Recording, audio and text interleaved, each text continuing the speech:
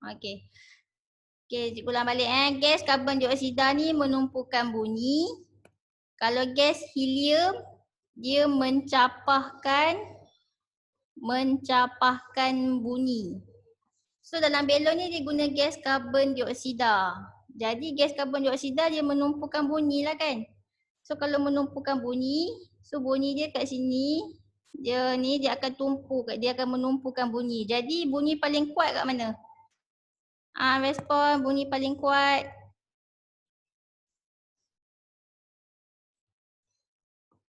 Bunyi akan paling kuat di mana? Q. Ya betul. Q bunyi akan paling kuat. Yang P dengan R ni dia dengar bunyi perlahan. Okey, dia dengar bunyi perlahan. Okey, so jawapan dia B. Betul lah Farish buat. Q dengar bunyi kuat. So amplitude dia akan tinggi lah.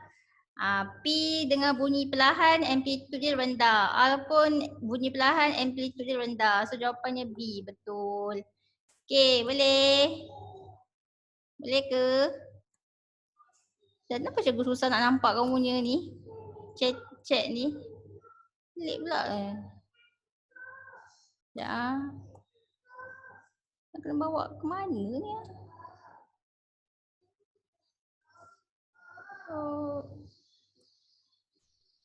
Okey.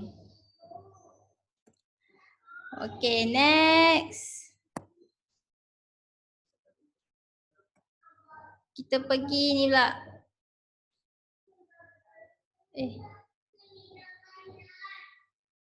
Okey, soalan 30. Ni kamu nampak kan, ni adalah apa ni? Celahan. Okey, celahan. So kalau celahan ni, kalau ni ada gelombang air masuk, so ada celahan dia akan berlaku benda ni. Ni melengkung-melengkung ni, ada lengkungan ni, kita panggil ni fenomena apa? Respon fenomena apa? Pembelauan. Ya betul, pembelauan. Okey. So pembelauan kejap. Cikgu tak nampak lah kamu punya chatting-chatting ni kat mana? Itu senang lah nampak.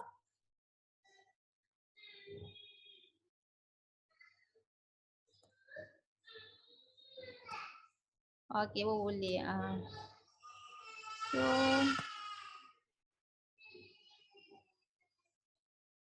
okey, jadi pembelauan ni formula gelombang dia ada ni kan, V sama dengan F lambda. V tu hal laju, F ni frekuensi, lambda ni apa benda? Lambda ni panjang gelombang. So untuk fenomena pembelauan, sebelum dibelaukan, ni sebelum, sebelum dan juga selepas, selepas melalui celahan tu. Jadi sebelum pembelauan dengan selepas pembelauan, dia punya laju gelombang dia sama. Laju dia sama sebelum dan selepas. So bila laju dia sama, frekuensi dia pun sama. Panjang gelombang pun sama juga. Panjang gelombang pun sama. Tapi yang berubah apa? Respon yang berubah apa? Amplitude. Amplitude dengan arah perambatan gelombang. Okey, betul. So yang berubah tadi amplitude. Okey, tadi yang jawab amplitude tu berubah macam mana? Dia akan bertambah ke dia akan berkurang? Respon. Berkurang.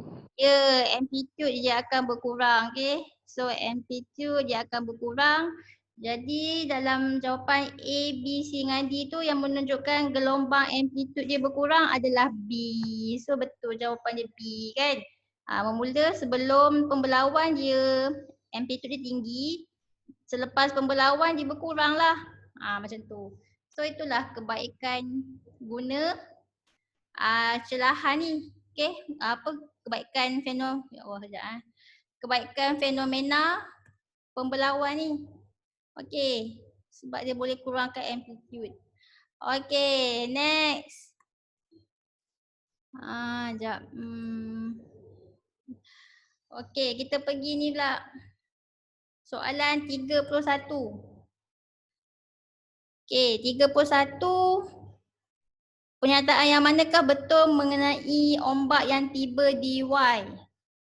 Okey, ini pun berkaitan dengan apa ni? Ini menunjukkan ombak sedang menuju ke sebuah pelabuhan. So, ni laluan masuk dia kan? Ni laluan masuk dia. So, laluan masuk dia, dia macam ada celahan sempit kat situ kan? Kenapa dia buat celahan kat situ? Macam tadilah. Untuk berlaku fenomena apa ni? Respon. Untuk berlaku fenomena? Pembelauan. Ya, pembelauan. Okey. Supaya berlaku fenomena pembelauan. So jawab. So bila pembelauan macam tadilah amplitude dia berkurang. Okey. Maksudnya ombak gelombang tu, ombak dia memula apa daripada besar dia jadi kecil kan, jadi kecil macam tu. So bila gelombang dia berkurang, apa ni gelombang tak silap. Bila amplitude dia berkurang, so dia ada berkaitan dengan apa ni? Berkaitan dengan tenaga, okey, tenaga gelombang. So tenaga gelombang dia berkurang. Okey, betul. Okey, boleh ke? Faham ke setakat ni? Faham? Faham. Okey, next. Kita pergi 32 pula. Okey. Ni bukan fenomena pembelauan. Ini fenomena apa ni? Respon. Interference. Ya, fenomena interference. Okey, interference. So, dia nak tengok ni lah, bila interference kamu akan ada interference apa? Membina dengan memusnah.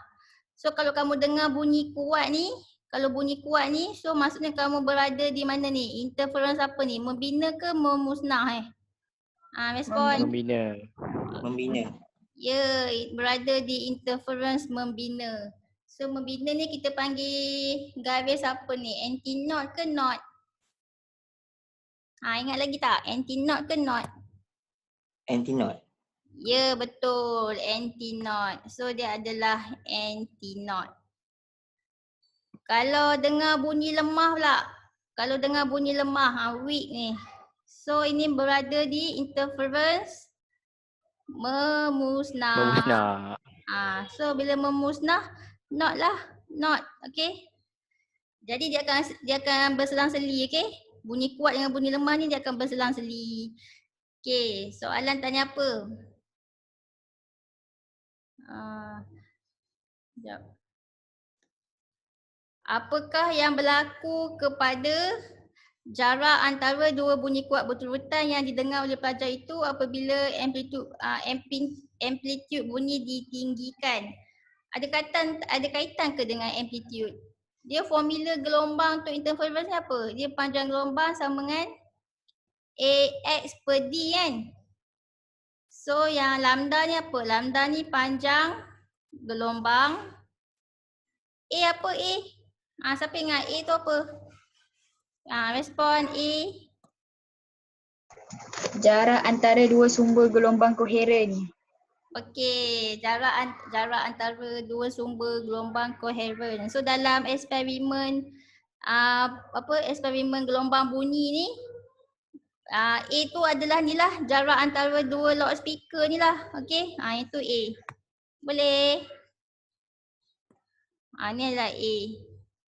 Jarak antara dua loudspeaker. Itulah dia, dua loudspeaker itulah dua gelombang yang koheren, yang sama frekuensi Koheren maksudnya sama frekuensi. Okey. X apa X? Ingat lagi tak X tu apa?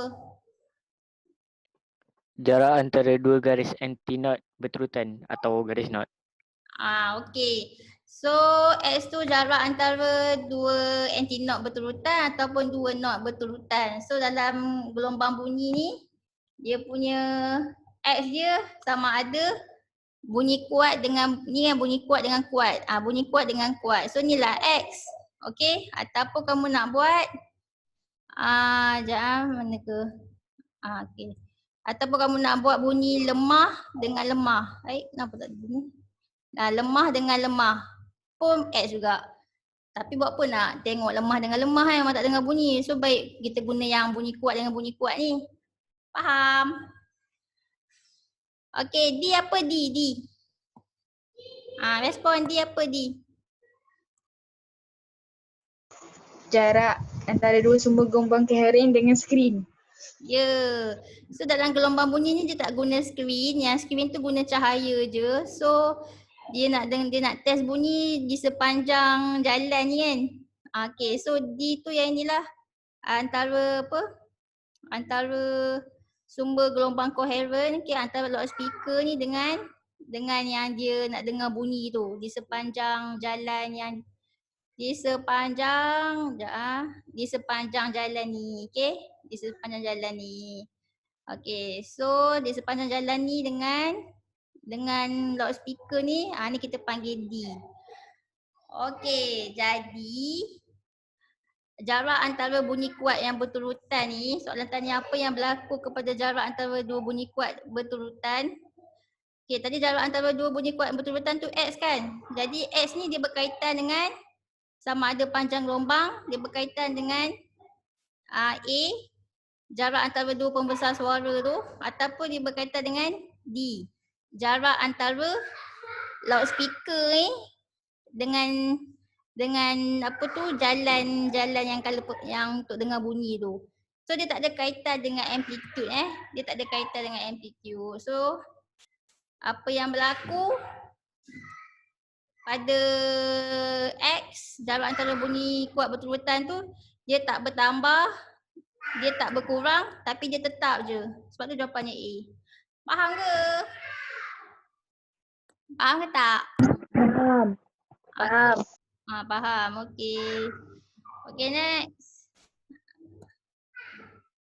Kita pergi 33. Okey, ini pun eksperimen apa ni? Ini pun berkaitan dengan berkaitan dengan apa? Pembelauan. Yes. Yang ni ni pembelauan Okey, ni pembelauan. Pembelauan ke ni? Tak, ni bukan sorry. Dia bukan pembelauan ni. Celahan. Ni ada Celahan. sebab kamu nampak ada celahan Okey, memanglah ada satu celahan kat sini nak bagi cahaya masuk, tapi perasan tak kat sini macam ada dua celahan. Sebab tu kita panggil dia diwicelah. Dia kan double, diwicelah. So kalau ada dua-dua celahan ni, kenapa dia nak buat dua celahan ni? Supaya nak bagi cahaya tu masuk dekat dua celahan ni. Supaya nanti dia jadi dua sumber gelombang coherent. Okey. Supaya dia jadi dua sumber gelombang cahaya yang coherent. Coherent tu maksudnya sama frekuensi, okey? Sama panjang gelombang. Macam ni dia pakai apa? Cahaya apa Cahaya monokromatik. Maksudnya cahaya sama ada cahaya merah ke, okey? Ataupun cahaya biru ke. Mono. So dia pakai satu jenis cahaya lah. Satu warna cahaya. So dia buat dua lubang kat sini sebab apa? Dua lubang sini, dua celahan tu supaya nak jadikan ni dua sumber gelombang yang coherent. So yang berkaitan dengan dua sumber gelombang yang coherent ni kita panggil fenomena apa ni? Fenomena Interference. Ya, ni adalah fenomena interference, okey? Ni fenomena interference cahaya, okey? Sebab tu ada dua celahan kat sini, okey? Nak jadikan dia dua sumber gelombang yang coherent. Jadi, soalan tanya apa? Apakah warna X, Y, Z? Kalau buat eksperimen, okey, X apakah? Okey, X tu cahaya apa? Okey. So, sekejap dia ada kaitan dengan formula tadi lah, formula yang interference tu. Formula mana ni? Badam mana? Okey, dia ada kaitan dengan formula panjang gelombang AX per D. So dalam ni, yang ni kamu bayangkanlah ni, ni cahaya yang apa? Ni apa bayangkanlah ni cahaya yang pinggir, sepatutnya cahaya pinggir terang kan. Okey, yang gelap ni bayangkanlah ni pinggir gelap. Ni yang dua ni pinggir gelap. So kalau dua pinggir gelap tu tak nampak cahaya tu, maksudnya dia berada di interference apa ni? Kalau tak nampak cahaya dia. Berada di interference Pemusnah. interference memusnah. Okey, not. Not. So yang ni antara dua pinggir gelap ni, ni X lah. Okey, yang ni antara dua pinggir gelap ni X. Ni antara dua pinggir gelap ni X. Okey. Jadi kenapa yang ni X dia kecil, yang ni X dia sederhana, yang Z ni pula X dia besar sangat. Okey. So ini hubungan antara X dengan panjang gelombang. So apa hubungan ni? Cuba tengok. Berkadar langsung ke berkadar songsang? Respon. Berkadar langsung. Berkadar langsung. So kalau X dia besar, panjang gelombang pun besar. Jadi dalam banyak-banyak cahaya, cahaya apa yang panjang gelombang dia besar? Cahaya merah. Yes, betul. Cahaya merah. Kamu ada cahaya, cahaya ada banyak kan. Kita ada cahaya merah. Macam warna pelangi tu. Apa? Merah, hijau. Lagi apa lagi? Merah, hijau, indigo. Bagi cikgu warna pelangi. Merah. Jingga. Jingga. Biru. Okey, merah, jingga, kuning, jingga, kuning, Hijau.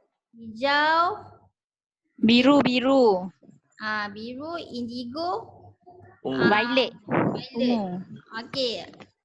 Ada 7 kan? Ada 7 color, 7 warna cahaya.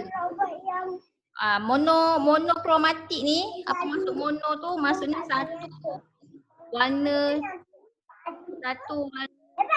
cahaya. Okey, satu warna cahaya. Okey. So dalam banyak 7 warna ni, kamu hanya perlu ingat ni je. Cahaya merah dengan cahaya biru ni je. Cahaya merah panjang gelombang dia besar, okey. Cahaya merah panjang gelombang dia besar. Manakala cahaya biru panjang gelombang dia kecil, paling kecil. Okey, cahaya merah panjang gelombang dia paling besar. Cahaya biru panjang gelombang dia paling kecil. So kat sini, kamu tengok ni, X ni akan jadi besar, akan besar bertambah kalau panjang gelombang dia besar. So kamu tengok ni, kamu tengok Z ni, X dia besar sangat kan. So nampak sangatlah panjang gelombang dia sangat besar. So panjang gelombang apa yang paling besar cahaya dia? Merah. Ya, merah. So nampak sangatlah ini adalah cahaya merah. Z tu cahaya merah, okey. Sebab panjang gelombang dia paling besar, sebab tu X dia paling besar. Sebab tu kat sini X dia paling besar. Okey. Faham ke? Faham. Okey. Lepas tu tengok mana X paling kecil. Yang ni X ni. Ni X ni paling kecil. Ni paling kecil So kalau dia paling kecil, X dia paling kecil, maksudnya apa? Maksudnya panjang gelombang dia pun kecil juga. So dalam banyak cahaya ni panjang gelombang mana? Cahaya mana yang panjang gelombang dia paling kecil? Biru. Ya, cahaya biru. So X tu biru. Jadi jawapannya X biru, Z merah. So yang Y tu kuning. So jawapannya D. Betul. Faham ke? Faham ke tidak? Faham. Okay, faham. So yang gelap tu, pinggir gelap dia tak ada cahaya. Jadi yang pinggir terang tu ada cahaya lah. Sepatutnya adalah warna tapi ni kertas black and white. Warna biru dia ni. Macam ni warna biru. Sekejap cikgu. Ni lah warna biru dia. Ni biru. Okay, ni pinggir terang. Ni kamu nampak warna biru. Ni pun kamu nampak warna biru. So yang kamu nampak warna biru kat sini tu adalah interference. Apa ni? Membina ke memusnah Kalau nampak cahaya biru maksudnya apa? Ni Interference interference. membina. Ya betul, interference membina. So cahaya biru dengan cahaya biru lah ni X. Okay, pinggir terang dengan pinggir terang. Pinggir terang tu maksudnya kamu nampak cahaya warna dia. Yang merah ni pula, sekejap cikgu buat ni. Yang merah ni yang inilah. Macam mana buat merah Macam ni Yang tu gelap, tu merah. So dia punya X dia antara merah dengan merah. Inilah X dia. Okay, besar. Faham? Faham ke? Faham. Okay, so kalau kamu nampak cahaya merah tu maksudnya cahaya merah tu berada di interference membina. Yang tak nampak cahaya tu gelap, warna dia gelap kan. Gelap warna hitam ni tu maksudnya berada di interference memusnah. Okay, next. 34. Okay, 34. Suatu tempat di mana gelombang bunyi tidak dapat merambat melaluinya. Okey, bunyi dia tak boleh merambat di angkasa sebab apa? Sebab angkasa tiada apa Udara. tiada udara. So kalau tiada udara, bunyi tak boleh nak bergerak. Okey, so jawapan Parviz ni betul lah C. Okey. Sebab tiada udara kat luar angkasa, so bunyi tak dapat nak bergerak. Okey. Bunyi tidak dapat bergerak melalui apa? Keadaan apa ni? Kalau tiada udara ni kita panggil keadaan apa ni? Keadaan vacuum. Kan? Okey, next 35. Betul ke tak ni? Okey, kalau pasal ni yang gelombang elektromagnet ni, spektrum gelombang elektromagnet ni, kan cikgu suruh ingat macam mana? Rancangan malam. Siapa ingat? Rancangan malam ini baik untuk X. Rancangan malam? Rancangan malam ini cantik untuk ex-girlfriend. Cantik untuk ex-girlfriend kan cikgu bagi hari tu. Okey. So, tu apa? Ni radio. M ni mikro, gelombang mikro. I infrared kan, inframerah. Inframerah sekejap. Inframerah. C apa? Cahaya. Cahaya nampak. Cahaya nampak. U ultra Ultraungu. ungu. X X-ray. G gamma. So paling ni radio ni panjang gelombang dia paling besar. So yang gamma ni pula panjang gelombang dia paling buruk ni tulisan sekejap Panjang gelombang dia paling kecil. Soalan suruh buat apa ni?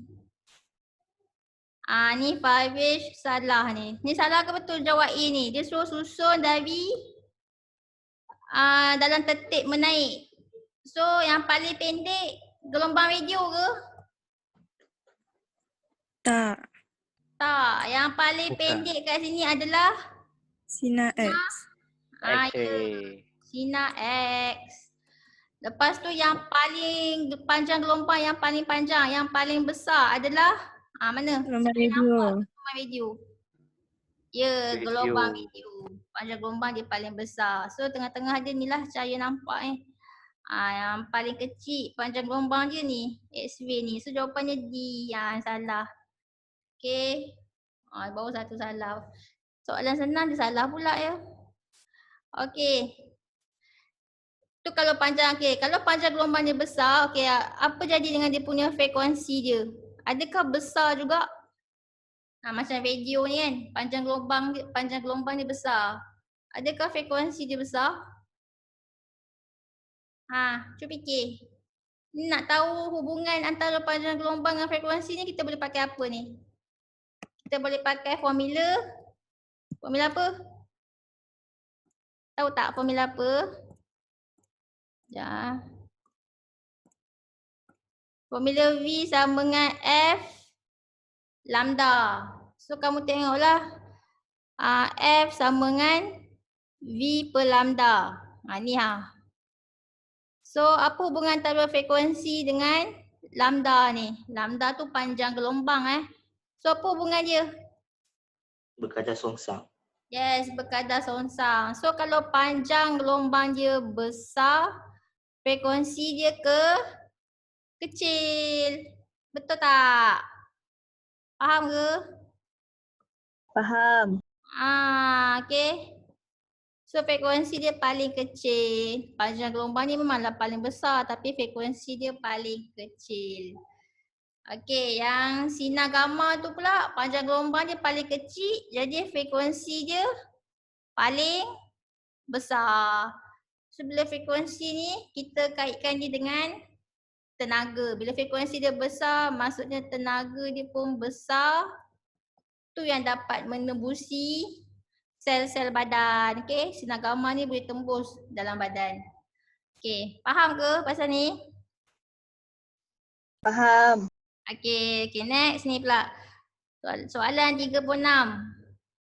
Suatu sistem dipaksa berayun pada frekuensi yang sama dengan frekuensi asli oleh satu daya luar. Fenomena ini disebut resonance. Okay, betul. Apa contoh resonance?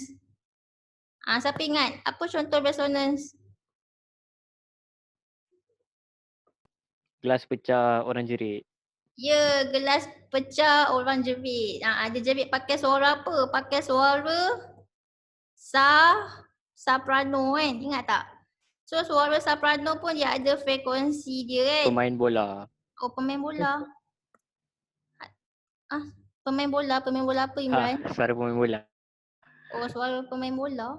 Pemain bola. Kau sebut bola ke? Kau sebut apa Imran?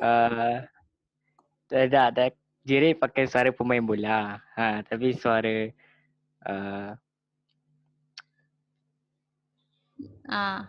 tak apalah. Lupakan je lah. Nanti suruh Imran explain lah dalam group chat nanti. Okay. So suara soprano ni kan, penyanyi soprano tu dah ada frekuensi suara dia. So kalau frekuensi suara dia sama dengan frekuensi gelas kan, frekuensi gelas Gelas pun ada frekuensi dia Walaupun gelas tu ni, sebab kamu tahu kan gelas kan dia ada, gelas kan pepejal, dia ada atom-atom dia kan. Atom-atom dia akan bergetar kan. So bila bergetar dia adalah frekuensi dia. Kita panggil lah frekuensi asli gelas. So kalau frekuensi asli gelas ni sama dengan frekuensi suara soprano tu, apa jadi? Gelas ni boleh pecah. Okay. So nama dia resonance. Okay. Faham ke resonance ni? Boleh? Boleh ke? Boleh. Okay, boleh. Okay, next. Nombor 10. Okay, dia dah masuk dah soalan nombor 10. Apakah maksud frekuensi? Okay, sekejap. Okay, apakah maksud frekuensi? Kita tengok jawapan siapa? Parviz Aiman, soalan objektif. Kalau yang ini siapa nama dia? Fahana. Fahana kan nama dia. Okay, kita tengok jawapan Fahana. Kau nampak ke ni jawapan Fahana Nampak. Okay, sekejap Kita tengok jawapan Fahana. Okay. Fahana kata frekuensi adalah bilangan gelombang yang terhasil pada suatu masa tertentu. Kalau sebut pada suatu masa tertentu ni, tak tepat Tak tepat. Kamu kena mention pada masa berapa saat. Boleh sebut frekuensi adalah 1 per masa. Oh, maksud kamu ni F sama dengan 1 per T ni. T ni bukan masa, T ni tempoh. Okey? Bukan masa. T tu tempoh. Tempoh tu maksudnya apa ni? Tempoh ni maksudnya masa untuk buat satu ayunan Lengkap. lengkap. Masa untuk buat satu ayunan lengkap. Okey. So jawapan Farhana ni salah. Okey, siapa ada jawapan lain? Siapa nak try? Apa maksud frekuensi? Wah, kejap Tadi dah betul dah Farhana tu jawab, cuma dia salah ni lah. Dia tak tepat lah yang ni. Frekuensi adalah bilangan gelombang yang terhasil pada suatu masa. Patutnya bukan pada suatu masa ni, patutnya pada